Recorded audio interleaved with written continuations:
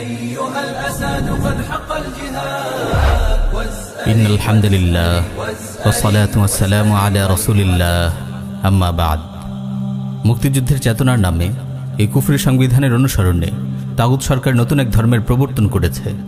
যে ধর্মের খোদা হলো শেখ মুজিব, যে ধর্মের কালিমা হলো জয় বাংলা জয় বঙ্গবন্ধু। গণতন্ত্র, সমাজতন্ত্র, ধর্মনিরপেক্ষতা ও জাতীয়তাবাদ হলো এই ধর্মের চারটি স্তম্ভ। দেশজুড়ে তারা মুক্তিযুদ্ধের চেতনার নামে স্থাপন করে যাচ্ছে তাদের কথিত খোদা মুজিবের অসংখ্য মূর্তি। পুরো দেশ যেন মুজিব পূজার মণ্ডপে পরিণত হয়েছে। 1971-এর পরে যখন এদেশের মুসলিমদের উপর একটি কুফরি সংবিধান চাপিয়ে দেওয়া হলো, তখন থেকেই আলিমদের এই ব্যাপারে সুস্পষ্ট ফতোয়া দেওয়ার দরকার ছিল। কোরআনী মুসলিমদের একমাত্র সংবিধান, ইসলামী শরিয়া বাদ দিয়ে অন্য কোনো আইনে বিচার করা কুফরি।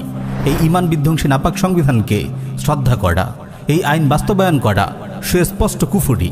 কিন্তু আফসোস, শত আফসোস, আলিমরা সংবিধানের কুফরিগুলোকে কুফরি বলেনি, জনগণের সামনে স্পষ্ট করেনি ঈমান ও কুফরের পরিচয়।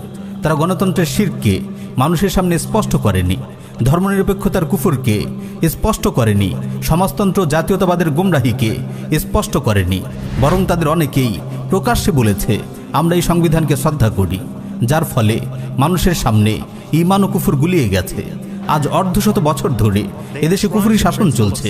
সরকারের লোকেরা শত শত কুফরি বক্তব্য দিয়েছে, কিন্তু আলিমরা এসব কুফরের ব্যাপারে অমার্জনীয় নীরবতা পালন করেছে।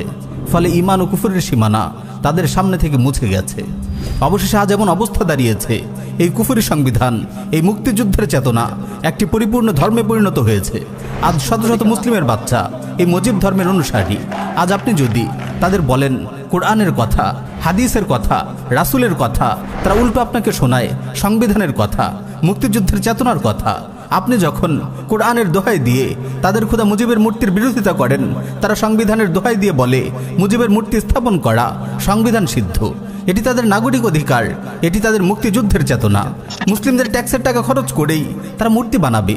আপনি যদি এখন দেশের কুফরি আদালতে মামলাও করেন, আপনি হেরে যাবেন, কারণ ভাস্কর্য স্থাপন এদেশের কুফরি আইনে সম্পূর্ণ বৈধ।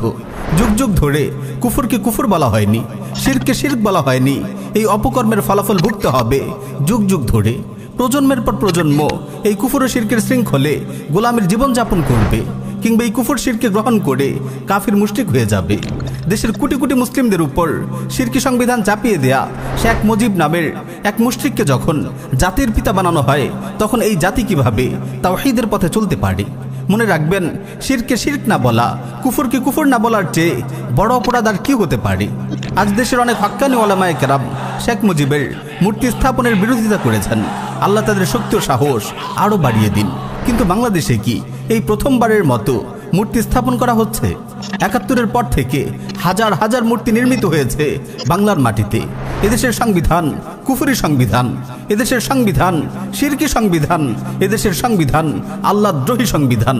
এই সংবিধান ও রাষ্ট্র ব্যবস্থাই এসব কুফর ও শিরকের মূল। এই শিরকি আইন ও সংবিধানকে শ্রদ্ধা করে, এই কুফরি সংবিধানের আনুগত্য মেনে নিয়ে, শিরকি রাষ্ট্র ব্যবস্থার আনুগত্য স্বীকার করে কিভাবে দেশ থেকে শিরক নির্মূল করা যাবে?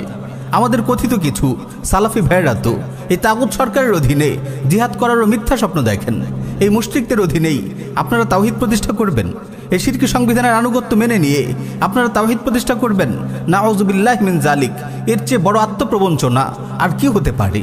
প্রিয় উম্মাহ, শ্রদ্ধেয় আলিম সমাজ, ঈমানের প্রশ্নে কোনো লুকোচুরি চলে না, তাওহীদ ও শিরকের প্রশ্নে কোনো আপোষ চলতে পারে না। আমাদের হয়তো তাগুত রাষ্ট্রযন্ত্রকে উৎখাত করার শক্তি নেই, কিন্তু কুফরকে কুফর বলার এবং শিরকে শিরক বলার শক্তি তো আমাদের আছে। কেন আমরা জনগণের সামনে কুফর ও শিরকের পরিচয় তুলে ধরব না? আর কত মানুষ শিরকে লিপ্ত হলে, আর কত প্রজন্ম শিরকের বেড়াজালে আটকে গেলে আমাদের হুঁশ ফিরবে? আমরা মনে প্রাণে বিশ্বাস করি, শিরক ও কুফর যদি বাংলার জমিন থেকে সমূলে উৎখাত করতে হয়, তবে রাসূলুল্লাহর মানহাজকেই গ্রহণ করতে হবে।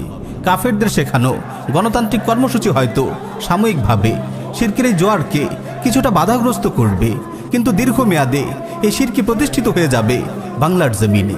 অনেক কর্মসূচি পালন করে, অনেক ঘাম ঝরিয়ে সুপ্রিম কোর্ট প্রাঙ্গণ থেকে থেমিস দেবীর মূর্তি সরানো হলো, কিন্তু শিরকের আয়োজন কি থেমে গেছে, নাকি আরও বেগবান হয়েছে? প্রিয় উম্মাহ, আসুন দাওয়া ইদাদ ও জিহাদের নববী মানহাজে ফিরে আসি। নইলে এই তাগুতি রাষ্ট্র ব্যবস্থা মুসলিমদের এই দেশকে শিরকের আড্ডাখানায় পরিণত করবে। শিরকে প্রতিষ্ঠা করতে হাজারো তাওহীদবাদী মুমিনের রক্ত ঝরাবে, প্রয়োজনে আরও শাপলা চত্বরের জন্ম দেবে। যতদিন আমরা এই কুফরি সংবিধান, এই শিরকি রাষ্ট্র ব্যবস্থা নিয়ে লুকোচুরি বন্ধ না করব, ততদিন আমরা এই রাষ্ট্রীয় শিরকের বিরুদ্ধে কিছুই করতে পারবো না। আমাদের পরবর্তী প্রজন্ম হারিয়ে যাবে শিরক ও কুফরের অন্তহীন জাহান্নামে। তাই সময় থাকতে সাবধান হন, ঈমান ও কুফর নিয়ে লুকোচুরি থেকে বের হয়ে আসুন। আমাদের পরবর্তী প্রজন্ম হারিয়ে যাবে শিরক ও কুফরের অন্তহীন জাহান্নামে। তাই সময় থাকতে সাবধান হন, ঈমান ও কুফর নিয়ে লুকোচুরি থেকে বের হয়ে আসুন।